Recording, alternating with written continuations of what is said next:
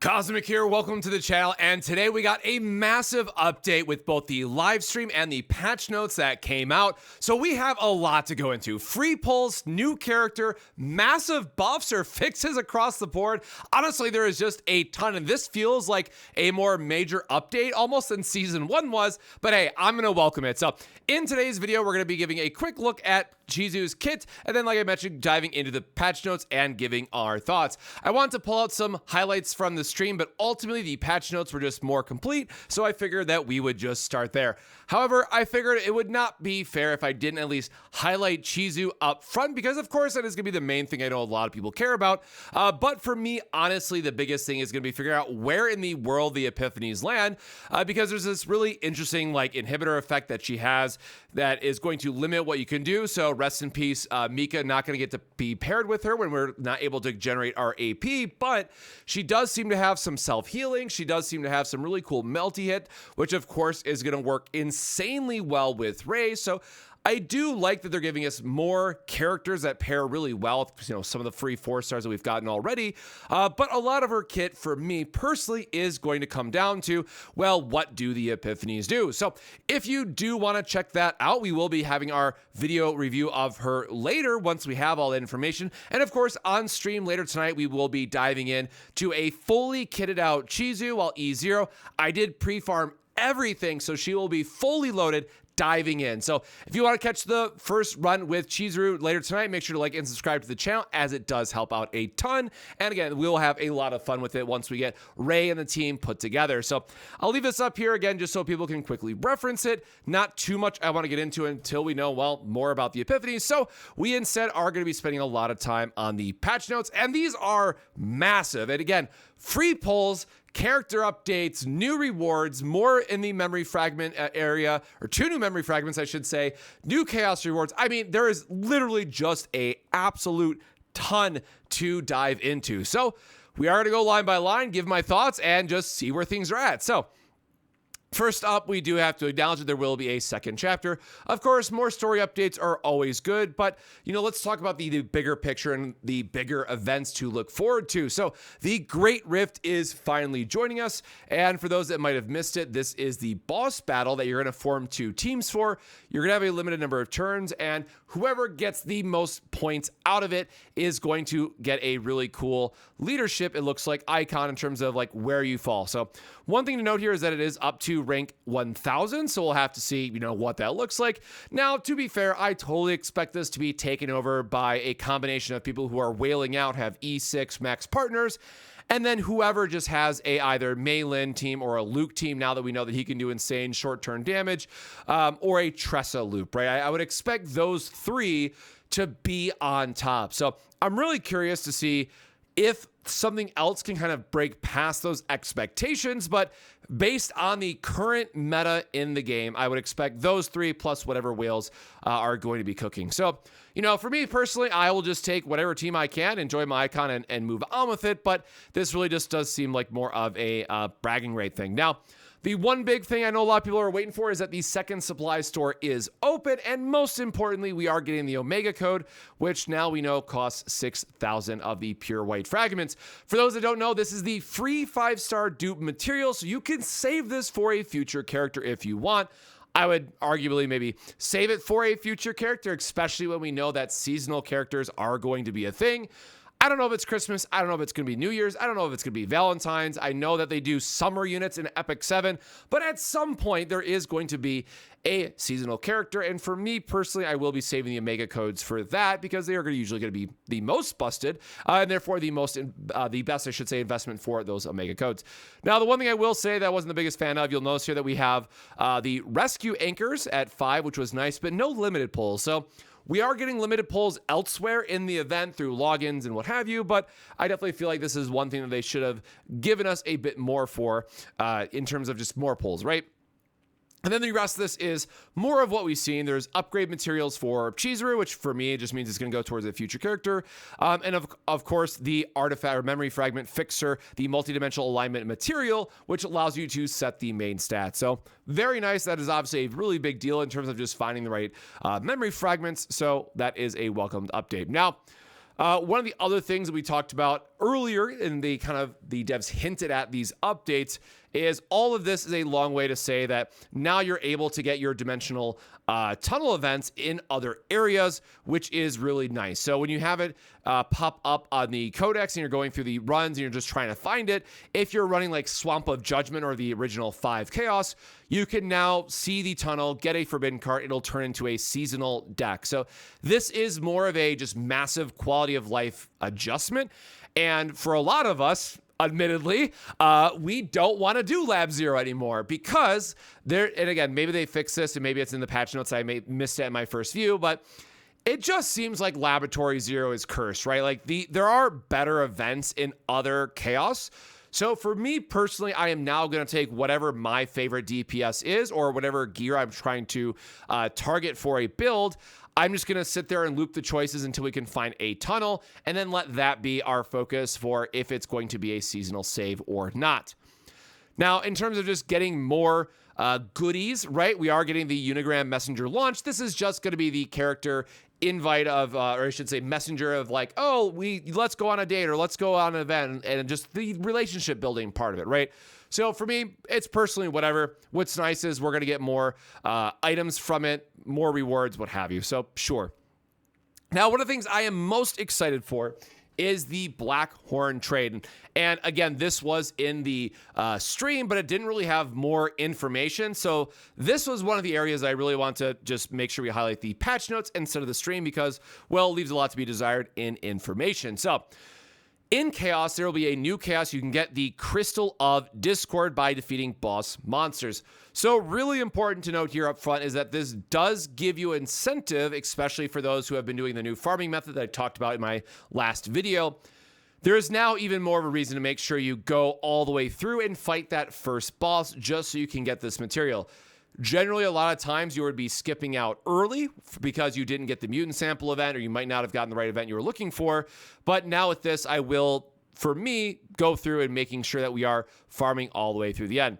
And it tells you how many to expect for each one of these. And then importantly, here is where we get the free pulls now every single month. So I love this because now it's another monthly source of resources that we can get. So that is very nice. Now note some of this is all per account otherwise, but you know, it's a good amount that we're getting. Now, bigger picture, I am just happy that we're getting 5 more free pulls every single month. No one's going to complain about that, I'm sure. And also keep in mind, while this is the limited banner, a lot of people still need 4 stars and all the rate up characters will be going towards the standard banner anyways. So I know there's gonna be some people who would have definitely liked, you know, both, right? Like just give us 5 of each. Sure, I'll also, you know, go for that route. But my biggest concern up front was like, you know, how many more rewards are we really getting? And, you know, just like the Eye of the Wailing, right? This is the weekly boss mat. Just getting 8 of these off the rip, which is 2 characters, if I remember correctly, complete worth of stuff. Great. And then even like the growth stones, right, for potentials, and the fact this is 250 per, like from a purely how much are we getting for characters investment here, we are getting a ton of resources to max out characters. And the fact that this is something that we just get passively, this should make things a lot easier to get for unlocking characters. And yes, there is even units here at the end. So again, do keep in mind, this will take some time, of course, right? When we're only talking about the Galactic Disaster, if we're on like difficulty 8, which is what we normally do, 300 per, right? This is going to take a while to build up, right? This is not something that you're meant to finish out in like a weekend, jam all of these rewards and be done with it, right? That's fine. I am glad they just put a lot of them in there. And again, probably the most important part for a lot of people is the 5 pulls per month.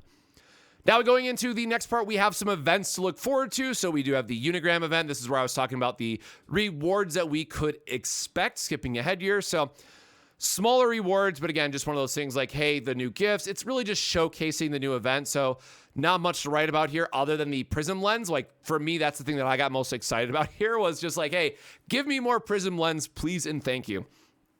Please bring home Narha, right? This is, for anyone that's been following the streams and whatnot, this is the character that I'm looking forward to the most. Although I might not be excited for her anymore, which I'll talk about when we get to the memory fragments.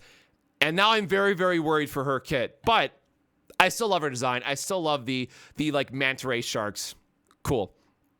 So there will be a new login event. Goes up to 21 days. I'm not going to read through the full list here, but we get 10 of the pulls. So this is where I mentioned that they put the pulls somewhere else. So we got 10 of the limited pulls in this now instead. The rest of this is just more good universal stuff to get. So again, full list. Won't read through every single item, but good to see all the same. Now we do have Chizuru, which again, I'm going to largely skip through here because we are missing a lot of information still. And I don't want to say like, oh my God, she's a must puller. Oh my God, she's awful, until we figure out where those epiphanies are going. I love that she is a character who is just very, very easy to pair with Rei. And I think a lot of players will be excited at how well she's going to work with Rei. But otherwise, I do want to see more of her kit and kind of where it's going. But at least at a high level, anytime that we get a multi-hit character, right, we just have to say off the rip, morale is busted. Rei is going to be busted with her. And sure, we'll see kind of what else happens from there. So there is also some of the epiphany cards here of just the cards you can get with, again, I showcase at the front. So this is just the text version of it. We did have her ego skill here as well, which is up to a 750% nuke. We will have to wait and see how easy it is to get Shadows of the Moon. It feels like this is something that's going to ramp up over time. And as all content in the game is like, hey, do stuff in like 3 turns or less, we're going to have to see how much this really matters. It feels like another ego skill that is largely going to be a miss, but we'll have to wait and see. And then, of course, for me personally, is like, hey, what is the E2 limit here, right? Of how good is it? How much do we care about her uncapped stuff? Because that is like the big metric of, well, Haru had a completely new playstyle. Yuki was more of like a quality of life thing. And this one just seems like it's going to be more straight damage for her because the Shadow of the Moon card it seems to be one of her main damage dealing sources. So we'll have to see. Now, her E1 is very nice that it gives you extra healing, which, again, we'll talk about more in depth later because you won't be running Mika with her. So there's this weird, interesting mix of, like, how do we get enough healing on her to make sure she survives sort of thing. So I definitely want to see how much that this plays a role and how quickly we can loop her Shadow of the Moon card to get that effect. But more on that once we do the full breakdown. And then we have her rate-up partner as well, Itsutsuku, to have a really nice plus attack here. So just a flat attack increase is very welcomed here. And while you don't have the stack part, that every time one attack card used by a assigned combatant deals 3 hits, deal fixed damage. Now, this is interesting because we do know that Keiron has a multi-hit. So while this is not going to replace Keiron's best-in-slot partner, because that one is just insane for removing the extra status effects, it's nice that we can at least double dip here a little bit with the Black Hole Epiphany in particular. But, of course, ultimately, this is something that you're going to want for Chizuru if you are pulling on her and getting her partner. Because right now, the psionic partners kind of are trash, all things considered. So I'm trying to hold out to not pull the partners, but we will see. Now, getting into the improvements, and there is a ton to talk about here. So, again, I'll try to just get to the highlights and then also the character changes, but a lot to be excited about. So, affinity system improvements. New gifts, which is going to be really nice. There's going to be changes to the different locations and what you're getting from them. So honestly, this just feels more complete, which I can appreciate. I don't think that the affinity system is something that players were like, oh my God, this needs to be better, or I'm not going to play the game, right?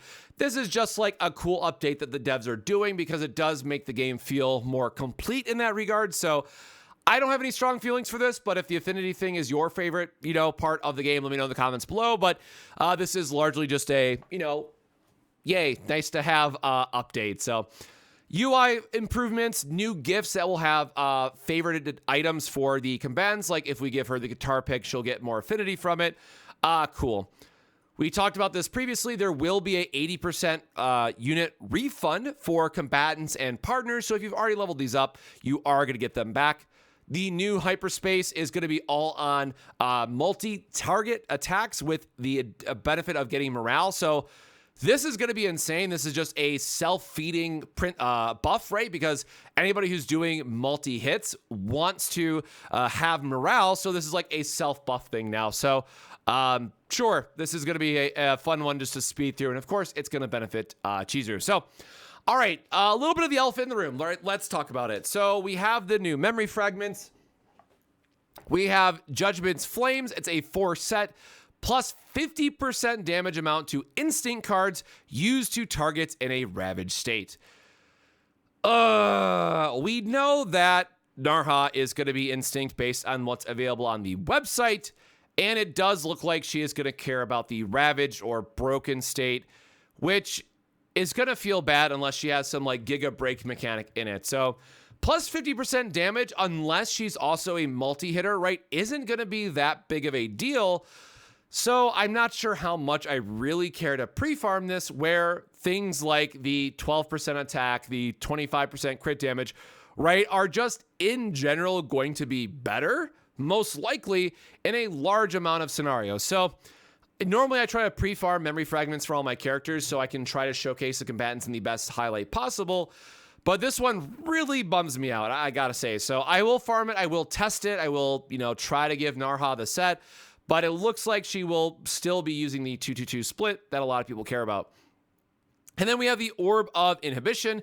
When hitting 2 times with 1 attack card, plus 10% damage amount to void cards for 1 turn. So once we get playing her kit and once we see how many multi-hit stuff that we can really churn through, I have a very good feeling that this will end up being her best in slot, just because when we have free buffs of morale, right, baked into the memory fragments, generally speaking, it's what you're going to want to be building towards, because you're just getting so much more return on it. Now, if she's only like a do 1 multi-hit target attack per turn and you're done, that might be it. So we'll have to wait and see which is like the premium copy target for her deck.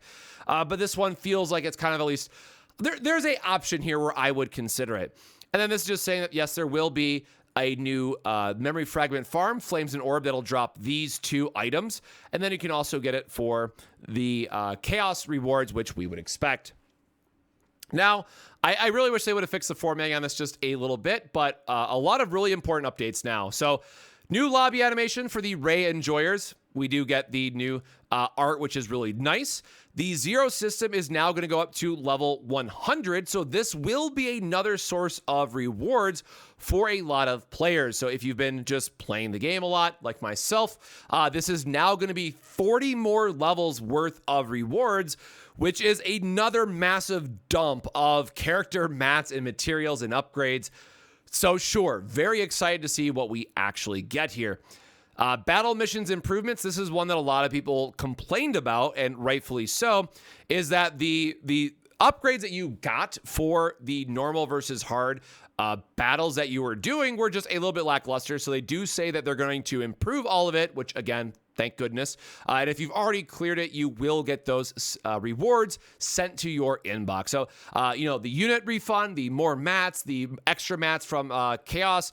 There's so much to log into. Like, I really can't wait for this update to hit. So other improvements and changes, policy rewards. So they do note here about there it is. So policy rewards will be increased, which is really nice because some of them did feel a little bit lackluster. A current turn indicator will be added to the combat log area, which is really, really nice because for people who are wanting to test certain turn setups, that information was a little bit more hidden than we would have liked. During the Bayesian hyperspace progress, the number of turns taken by Team 1 and Team 2 will be displayed by their HP bars. So again, when you're trying to do stuff in only, 3 to 6 clears per side, having that information is just a nice quality of life feature. So a quick formation feature will be added to allow deploying multiple combatants at once when entering the combatant list. We'll have to see where this really shines or not. Card image for quick shelling will be updated. This is the zero cost draw one, so really curious to see what it's going to be changed to. We have a credit update to make credits easier to read, like the million, which is great. The login screen will be improved, so options such as settings and error reports can be accessed directly. Sure. Button positions in some account settings will be adjusted. We'll have to wait and see what that means. Screen animation and text effects display when a combatant has a mental breakdown has been improved. So we have been hearing about having extra like new effects taking place. So it seems like that this is going to be in the update. We'll have to wait and see how that changes. But, you know, building more into the breakdowns, I think, is a very welcome change in terms of just making the horror elements come more alive in the game itself. So we will be very happy about that. Information about battle areas where rare species appears will now be displayed in the minimap. Very curious to see what all this really entails. And then voice lines will be added. So they did mention that they're going to make Chaos a little bit smoother to run. So we're going to go from set all HP and monsters from the first 2 battles to now 3 battles instead. Now, again, for people who are chasing save data, this doesn't matter because you're never picking this option anyways. So I take this one with a very large grain of salt that it doesn't matter unless you are strictly going for like the chaos clears for if you're trying to do like exploration battles and getting to level 30 and stuff, then sure. But after that, this one does not really matter all that much. So new tips, new storage limit for memory fragments, which is nice. When defeating a boss, we get the new rewards that we talked about. Now going into battle-related improvements. Effects that increase the number of hits are now reflected in card descriptions, and the final total amount is now displayed on the card. Now, this one I am drawing a little bit of a blank on. I was like, I'm not sure exactly which one that this is going to be, but I am excited to see, you know, any type of we get multi-hit effects, obviously is going to be very strong. So welcoming this one into the fold here to see what we get. Equipment updates, so Assault Boots, Chaos Bible, Forbidden Scripture, all this stuff. So we'll have to see how they change them. I don't know any of these off like the top of my head. We'll just get improvements when we get them. Now, the huge one, Magna buff, we love to see it. There's an issue where counterattack function as fixed damage. So this should be a massive increase to Magna's damage output that is now going to get buffed as well. So now we'll have to wait and see if we fixed her E4 to not also eat the stacks of vulnerable, but at the same time, now that she can do more damage, eating the stacks of vulnerable doesn't feel like as big as a negative. So sure, we'll see where that ends up.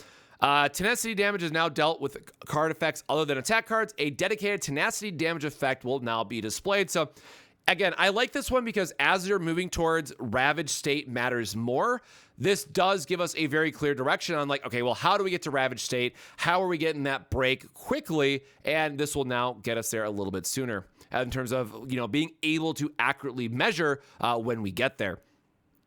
Fix an issue where during Ray's Dark Condensation 4th Epiphany, cards in the exhaust pile could be selected. So just some game fixes, as it were. Combat UI is now for the faint memory, so now we don't have to always use the calculator. Now, again, I would still recommend using a calculator because sometimes it can get tricky of when it's like a plus 20 or plus 50% cost increase. So this is nice to see of just like a quick check of where we're at, but always, always, always, you still use a calculator to make sure you're not going over and breaking your builds as you're trying to build them out. Warning message will now appear if you exceed the maximum capacity, which again is nice for that transparency. And then again, just some breakdown animations and all that stuff. So more animations is always really nice here for getting more improvements to the game. So now the rate adjustment. So this one is going to be really interesting just to see what we get. So the appearance rate of breakdown card penalties and reconstructing consciousness will change to fixed values. So interesting to see where this one gets changed now in terms of how easy or hard it is to, you know, flip the coin sort of thing. In unidentified areas where high difficulty battles occur, such battles will now be marked as elite battles. I do like this one because it does help plan out our routes a little bit better, because if I know that I'm going for an event that doesn't have a type of battle in it, I can now skip one more pathing in my chaos run. So I'll talk about this one a lot more on stream once we see how much it actually, you know, tells us or matters or what have you. But this one could be really huge for the chaos metagame in planning your routes. Aether Eater and Soldier Shadow no longer appear in the same battle. In battle areas where one appears, mutant faction monster icon will no longer be displayed. More updates here. The difficulty of 2-story battles will be reduced. So very interesting seeing here. The attack power of Hearty Appetite and the power of Hunger Loss special Protoss battles will be reduced. Very interesting. The functionality of the rare species Pursuer or Void possessed by the interior boss appearing in Laboratory 0 difficulties 9, 10, and 11 will be improved. I have been farming save data, so I haven't actually done this one yet. So I will be curious of how this is really impacted. Combatant logs, improvements, and certain monster names will, continuous effects will be changed. So going more into new products, more ways to spend our money. Okay, let's see, right? We have the Galactic Disaster Second Supply Kit, 5 Tiers of God, paid crystals and units, twice per period for $8. I forget the exact breakdown for paid currencies per value, so that seems close off the top of my head. I think it's like 1,200 for 15, right? So half of that seems close. But you know, you're also getting the Tears of God. So if you're somebody who's been max refreshing on Tears of God, this is probably better for you. But for me, that's going to be a skip. And then we have the signal amplification anchors for getting the either paid crystals or more resources for 30 of each. If this is the same one that I think it is, someone previously calculated this out where this is not worth it, but I will let the math people go through that and figure out what the quick cost is. Now, there is a lot of bug fixes that we are going to go through. And again, quickly just trying to remember where some of the highlights here are, because this is already getting kind of long, right? But there was like quite a few character fixes that I wanted to get into. So again, lots of changes here that I won't read through all of them. A lot of chaos fixes, which is really nice here, that I will stress. A lot of updates in terms of just improvement to the menus. And I don't think there was anything one for the major changes for the commands. I think there was all the combatant ones where it lists out some of the things. So yeah, so there are just like random issues of like achievements or trauma codes or certain UI things. So I'll let everyone else, you know, go through the bug fixes as it were. But there we go. The combatant stuff is the one that I really want to focus on. So an issue where Charon's Echo Futility third Epiphany card did not apply its effects when defeating an enemy will be fixed. So a lot of stuff like the options here where a lot of these characters might change differently and now have more options because it was previously a bug fix or you know, something that just wasn't working as intended. So I know for Renoa, here we go, here's a really big one. Renoa's 3-1 and her 7th potential node did not apply their Dirge Bullet upgrade effects to extra attacks will be fixed. So this should be a very large damage increase, especially for Renoa mains who are doing like the all-in combo variants, or just, again, naturally, if you pair her with Nia, you can get even more damage out of this, which is really, really nice. Luke's Rapid Fire Epiphany, Hugo's Dingo Howling, and Forbidden Engraved Malice will be improved now. So an issue where card effects draws did not function properly. So a lot of card fixes there. Owen, I know a lot of people are, you know, maybe not the most excited about, but more changes and fixes to Owen is always nice. An issue where Ballistic card did not function properly when activated by G-Chord, Mute Accent, or Forbidden Engraved Malice cards. Now, I like this one because on stream, this has messed me up multiple times where it just did not get the Ballista to trigger so that the Forbidden Engraved Malice card would just be a dead card. And I'm just like, all right, well, that feels very bad. So nice to see an improvement there, which makes this a little bit better. Now, I will say, and I'm going to do a future tier list for Forbidden Engraved Malice and Forbidden cards in general. This card is just way too difficult to get value out of that. Yes, it is a free +1 for the draw, but when you're trying to combo very specific cards together, this has a way to potentially break those builds. So you have to build a very high cost character that doesn't care about what order you cast cards in, which would be something like maybe Calipe, but Calipe has Celestial baked into her kit, so you don't need the extra like free AP value that it generates. So very interesting one to see how that will all come together. So Tressa's 7th potential node did not grant additional void damage will be fixed. So while she does scale infinite with her one combo with Cassius, this is still a very nice one to see just in terms of getting more damage from her effect. And then I think there was one more if I remember correctly. Okay, yeah, an issue where Spark of Passion effect was not consumed when activating ballistic cards afterwards will be fixed. So getting the damage buff now for her effect will be really, really nice.